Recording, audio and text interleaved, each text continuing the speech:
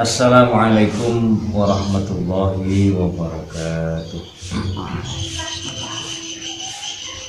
Bisyafaati Rasulillah Muhammadin sallallahu alaihi wasallam.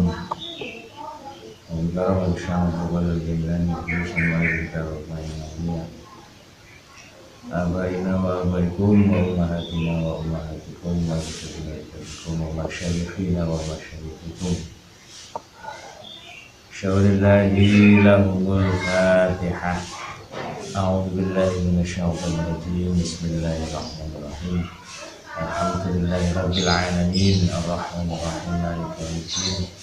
Iyyaka na'budu wa iyyaka nasta'in. Ihdinas siratal mustaqim. Siratal ladzina an'amta 'alaihim ghairil maghdubi 'alaihim waladdallin.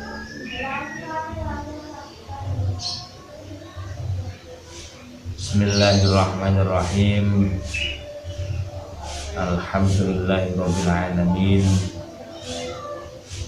Wa bihi nasta'inu ala umuri dunya waddin. Wassalatu wassalamu ala asyrafil anbiya wal mursalin sayyidina wa maulana Muhammadin wa ala alihi wa ashabihi ajma'in. Bismillahirrahmanirrahim. Qala al-mu'allif rahimahullahu ta'ala nafa'ana bihi wa bi 'ulumihi fid dharain. Amin. Para pemirsa IGTV dan channel YouTube PKPT UIP Universitas Yogyakarta Pasuruan yang dimuliakan oleh Allah Subhanahu wa taala. Alhamdulillah wa syukurillah, pada kesempatan yang sangat-sangat berbahagia ini kita dapat bertemu dan berjumpa kembali untuk melanjutkan belajar bersama kita tentang hadis-hadis Rasulullah yang dirangkum oleh Syekh Al-Imam An-Nawawi Al-Jami Al-Bantani. Nah, alhamdulillah pada kesempatan kali ini kita masuk pada hadis yang selanjutnya, yaitu hadis Tasi. Al-hadis Tasi atau hadis yang ke-9. Bismillahirrahmanirrahim. An Abi Hurairah Abdurrahman bin Sahrin, dari sahabat Abu Hurairah Abdurrahman bin Sahr. Qala, beliau berkata, sami'tu, saya mendengar, Rasulullah, dari Rasulullah Muhammad sallallahu alaihi wasallam, yaqulu, bersabda, ma nahaitukum anhu, apa-apa yang telah aku larang kepadamu, anhu, tentang sesuatu, fajtanibuhu, maka jauhilah sesuatu tersebut. Wa ma amartukum, dan apa-apa yang telah aku perintahkan kepada kamu sekalian, bihi, dengan sesuatu tersebut, faf'alu, maka kerjakanlah, minhu, dari sesuatu tersebut, mastata'tum, semampu yang bisa kau lakukan. Fa innama ahlaka, maka sesungguhnya suatu kerusakan, alladzina, yang dialami oleh orang banyak, min qablikum, yang ada sebelum kamu sekalian, itu adalah kasratu masailihim, terlalu banyaknya pertanyaan daripada alladzina, wastilafihim, dan perselisihan daripada alladzina ala anbiyaihim, atas beberapa nabi-nabi dari alladzina. Hadis ini diriwayatkan oleh Imam Bukhari dan Imam Muslim. Pemirsa yang dirahmati oleh Allah Subhanahu wa taala, dari hadis ini Abu Hurairah menuturkan bahwa Rasul bersabda, beliau memerintahkan kepada kita akan dua hal. Yang pertama, jika mana sesuatu itu memang dilarang oleh Rasul secara qat'i, secara literasi memang ada larangannya, baik itu dari Rasul sendiri ataupun yang sudah diqot'i dari Allah Subhanahu wa taala yang dijelaskan oleh Rasul. Jadi sebelum saya lanjutkan ini, untuk menentukan sebuah kepastian hukum dalam Islam, apakah itu yang dilarang ataupun yang diperintahkan atau bahkan yang dianjurkan, atau sesuatu yang lebih baik tidak dilaksanakan atau yang dilaksanakan monggo, tidak juga tidak apa-apa. Nah, ini ada beberapa tahapan, ada beberapa kelompok pengambilan keputusan hukum tersebut. Yang pertama adalah sumber pokok utamanya itu ada dua. Kemudian ada dua metode, ada dua sumber pokok. Dua sumber pokok, yang pertama ini adalah sumber utamanya, yang kedua adalah metodenya. Nah, dua sumber utama pokoknya ini adalah yang pertama Al-Quran. Tidak bisa dipungkiri yang Al-Quran itu ya sumber utama hukum-hukum agama Islam.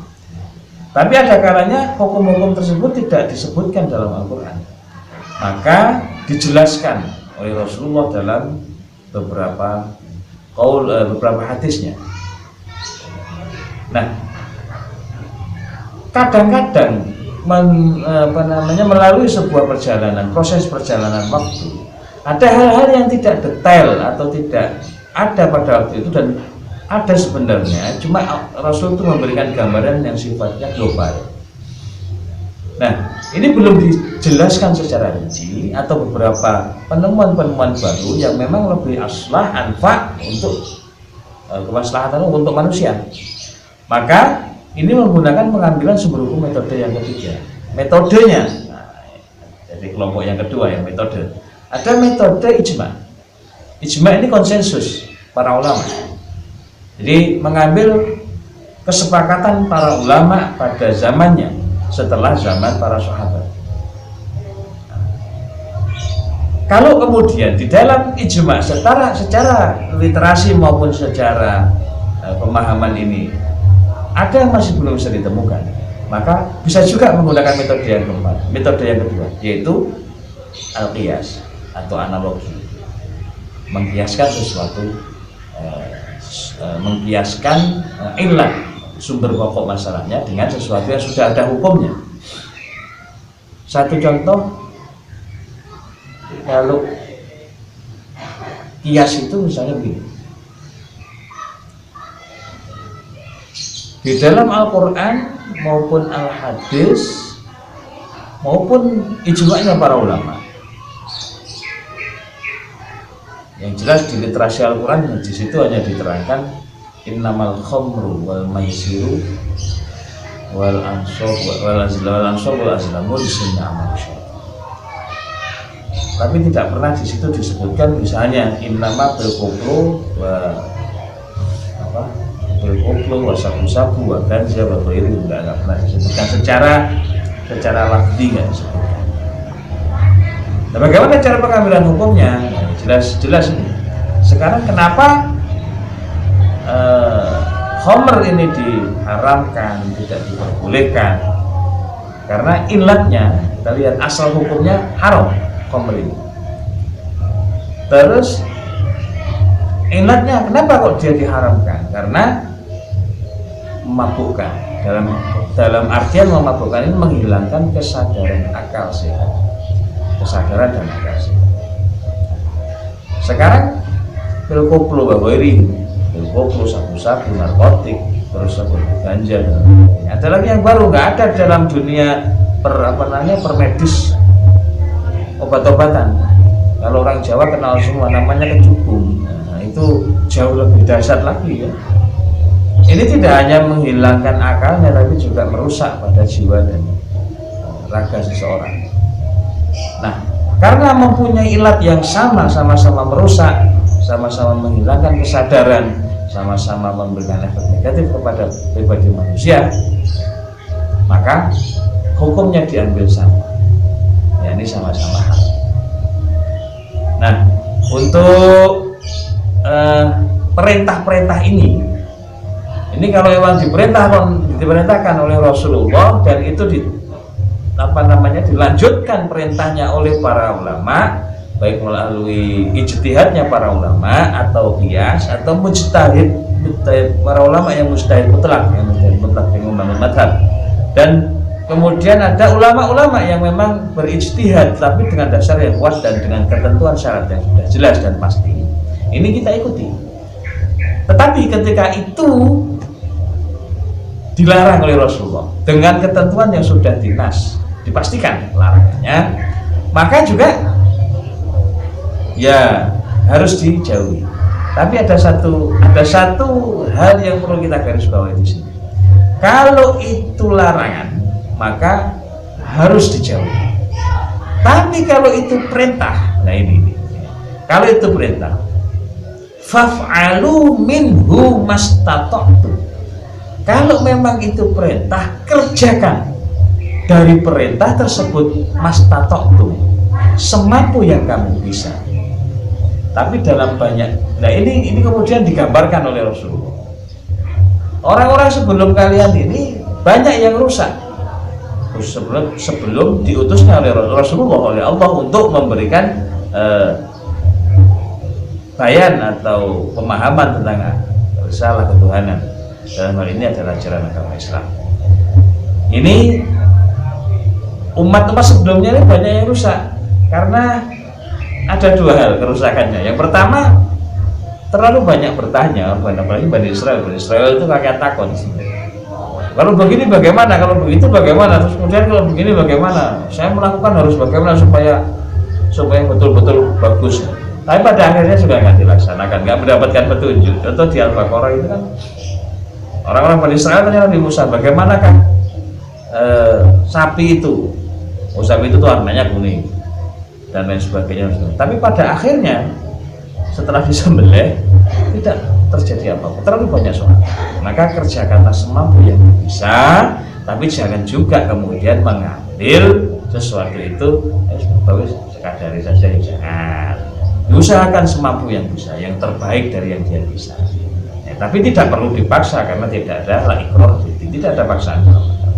Jangan dipaksa. Misalnya mampunya kita itu melakukan sholat 1 hari semalam 5 waktu ditambah dengan sholat sunnah qobliyah ba'diyah, ya jalankan. Nggak usah ditambah kemudian sholat sunnah ba'diyah qobliyah tambah lagi wiritan sampai 2 jam, ya nggak nyambut gawe, kasihan. Itu kan bukan makomnya ya. Alhamdulillah para pemirsa yang dirahmati oleh Allah, ini saja sementara yang bisa kita pelajari bersama. Semoga sedikit pemaparan yang saya sampaikan ini selalu dibarengi dengan hidayah Allah, bisa menjadikan ilmu yang bermanfaat bagi kita semua. Amin amin amin ya rabbal alamin. Akhiran Allahumma muwaffiq ila aqwamit thoriq. Wassalamualaikum warahmatullahi wabarakatuh.